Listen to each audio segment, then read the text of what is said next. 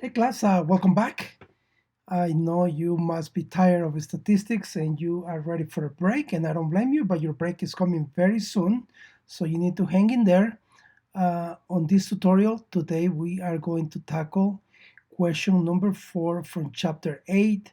If you're having any issues, still struggling doing confidence interval, then this tutorial should help you with that. So with that said, let's bring our question here. So again, this is chapter 8, question 4, and it says, a bottled water distributor wants to estimate the amount of water contained in 1 gallon bottles purchased from a national non-water bottling company. The water bottling company's specification state that the standard deviation of the amount of water is equal to 0.02 gallon. A random sample of 50 bottles is selected, and then the sample mean amount of water per 1 gallon bottle is 0.967. Complete parts A through D. So uh, this is pretty normal, right? You have water, a bottled water distributor, right? That's normal. Those are the people that send the bottles of water to the store. So you purchase them, right? And they say, this is 1 gallon, right? So normally you just go to the store, you don't measure it, you just grab your gallon of water and you take it home. But the water distributor wants to make sure that the bottling company is doing their job. And most of the time, most of the distributors are owned by the same company that does the bottling. So, but they might be under different divisions or under different umbrellas. So it would be pretty normal for a distributor to do some testing to make sure that they are paying what they are told that they've been paying, right? So in this case, they pick 50 random bottles. So any bottles, they pick 50 of them, and they do some testing, and the mean average of those 50 bottles, it says, is 0.967. So now they want to construct a 95 confidence interval to estimate for the population mean amount of water included in 1 gallon bottle. So uh, let me bring my Word document here, and let's see what they're saying, right? So this is what they're saying. Here is a standard normal distribution. Here is the mean that they have, which is 9.67. So they want to be with 95 confident that their mean is in this range here, right? Between 95% of the values here. So that's kind of what they need to find out. All right, first thing we need to do is take a look at the formula. So the formula to build a confidence interval is your point estimate plus minus the critical value times the standard error. So in this case, the point estimate is the sample statistic estimating the population parameter of interest. The critical value is a value based on the sampling distribution of the point estimate and the desired confidence level. And then finally, the standard error is the standard deviation of the point estimate. All right, so let's get to work and let's get to figure this out. What I'm going to do first is open Excel because I find these problems a lot easier to work in Excel. So here's my Excel sheet, right? Let's start typing some data here. So first thing we're gonna need is our point estimate, right? And then we are gonna need our critical value. And we're gonna need our standard error. Okay? So that is, remember, our formula is a point estimate plus minus the critical value times the standard error. So let's take a look at what point estimate is, and that is right over here in the formula. And our point estimate in this case is 9.67 because that is the mean, right? So they pick up 50 bottles, and the mean of those 50 bottles was 0.967. So we're going to use that as a point estimate, 0.967. Okay, our critical value, right? In this case, if we look at our definition of what a critical value is a table value based on the sampling distribution of the point estimate and the desired confidence level. So looking at the problem is saying that we need to build a 95 confidence interval. So the confidence interval that we want to build is 95%.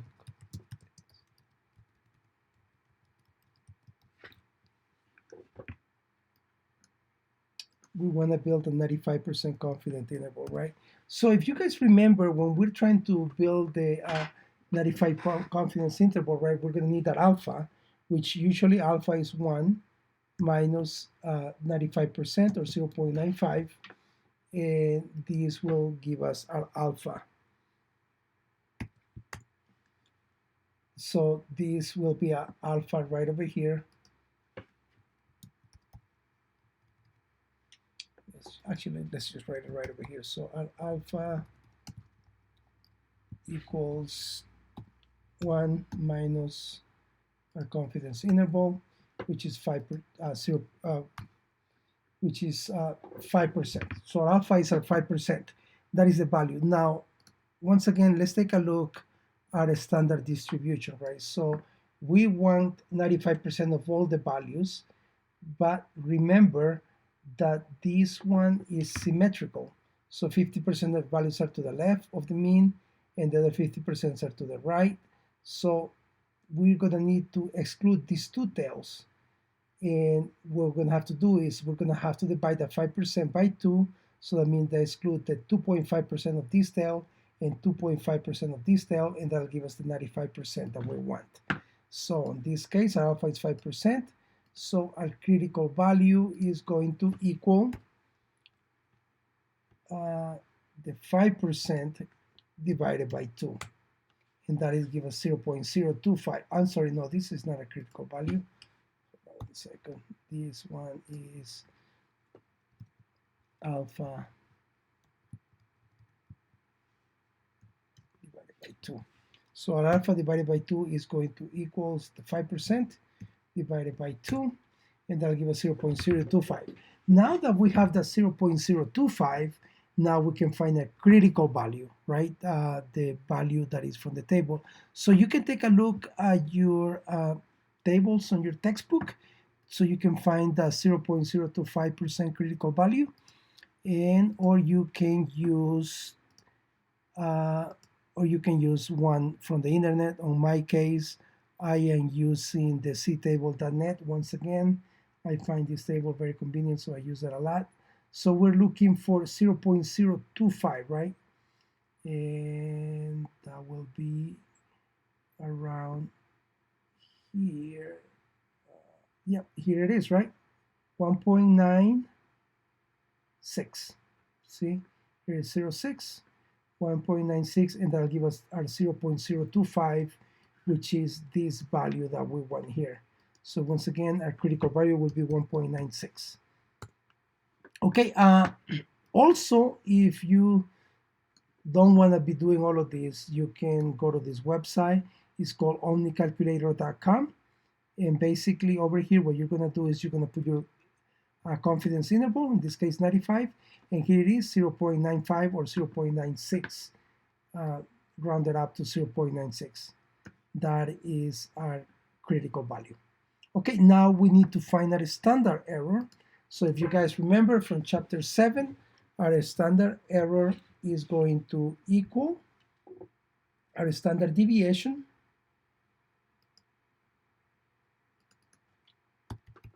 we're going to need our standard deviation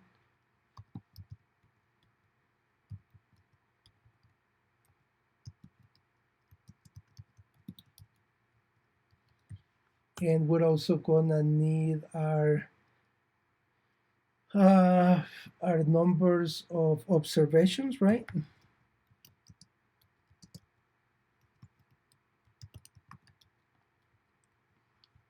And we're going to need the square root of our numbers of observations. So our standard deviation is given to us in the problem, and it says in here that is 0.02 gallon. So 0.02 gallon is our standard deviations. Our numbers of observation, which is a random sample, equals 50, and then the square root of 50 is going to equal 7.07. So now we can find our standard error, which is going to equals our standard deviation divided by our square root of the numbers of observations. And that will come out to 0.002. Okay, now that we have that, we can calculate the lower value, right, for the lower limit for our confidence interval, and that is going to equals our point estimate minus our critical value times our standard error, and that will be 0.96. And the upper level is going to equals our point estimate plus parentheses critical value times our standard error. Okay, and I think the problem is saying that we need to round to 5 decimal places. So I'm gonna let Excel do the rounding for me, and that is 5 decimal places right over there. All right, let's see if we got it right. It says that is 0.96146,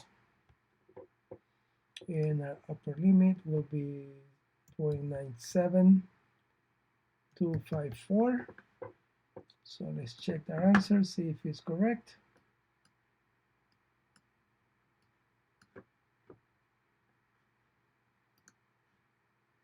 All right, so you pick up those 50 bottles, right, and you came out with the lower level limit of 0.96, the higher confidence 97.254, right?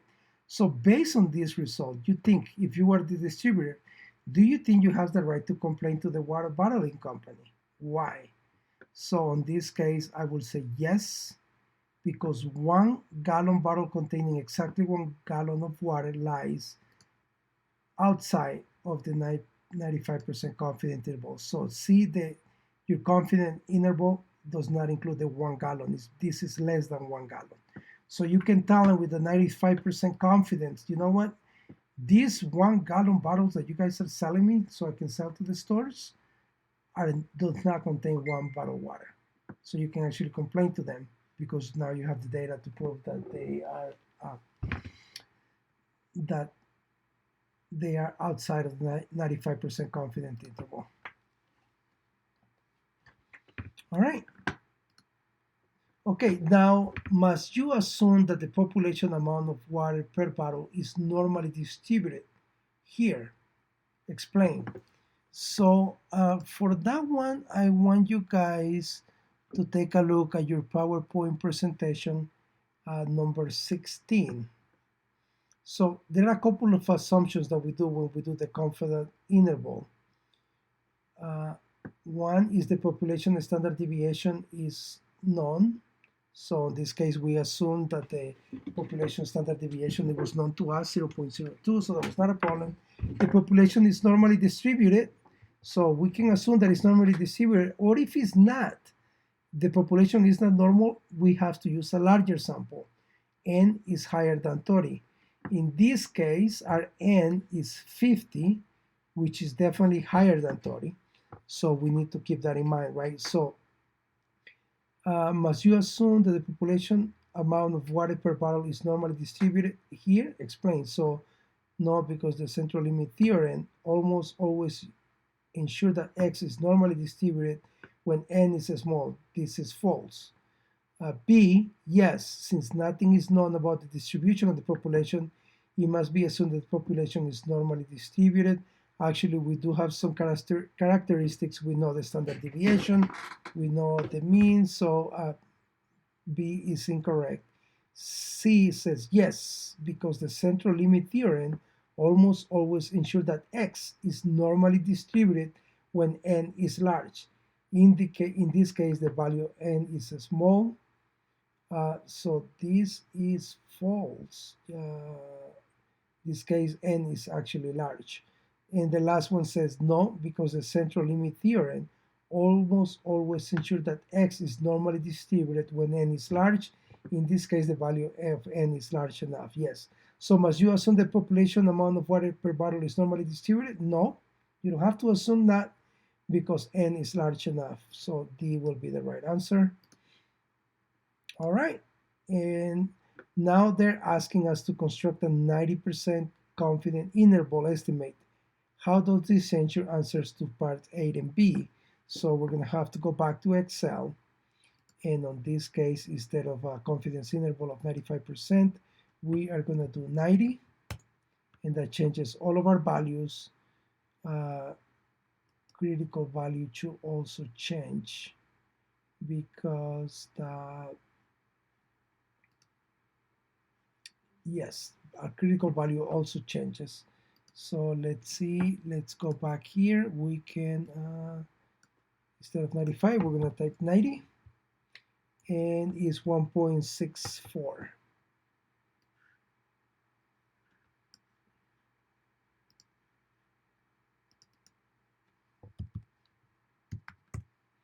All right, 1.64. You can use the C table. Here it is 1.64, 0.5.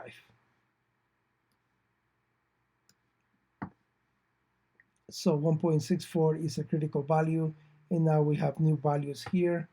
Let's just type it in here.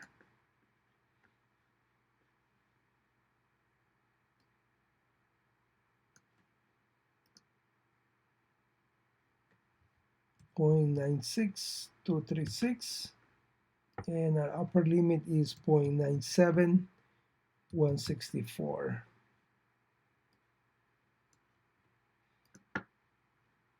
Okay, so the last question says, how does this change your answer to part B? In this case, a 1 gallon bottle containing exactly 1 gallon of water lies outside with 90% confidence interval. The distributor still does not have, the distributor still has the right to complain to the bottling company, right? Again, this is below the 1%. I mean, the 1 gallon mean that they're supposed to have. So again, you have the right to complain about it if you are the distributor. Okay, and that will be the answer to part B. One more thing I wanted to point out before I let you guys go is that this is also on your PowerPoint. So here are some of the confidence interval, that way you don't have to be looking for them. So if you're doing 80%, you don't want to do 80%. You probably want to do 95, 98, 99. Those are the most used ones. Even 90, it's okay. But 80 is kind of like, and 99 is too strict. You might not want to use that either. But here are your C values. If you need them, C values, your alpha divided by 2. Again, you can find those using the C table, or even better, you can go to this omnicalculator.com, statistics confidence interval, and then you type it in here, and that will give you your C scores. Here you can actually put all the data here too if you want. So let's see, sample mean. What was our sample mean for this example?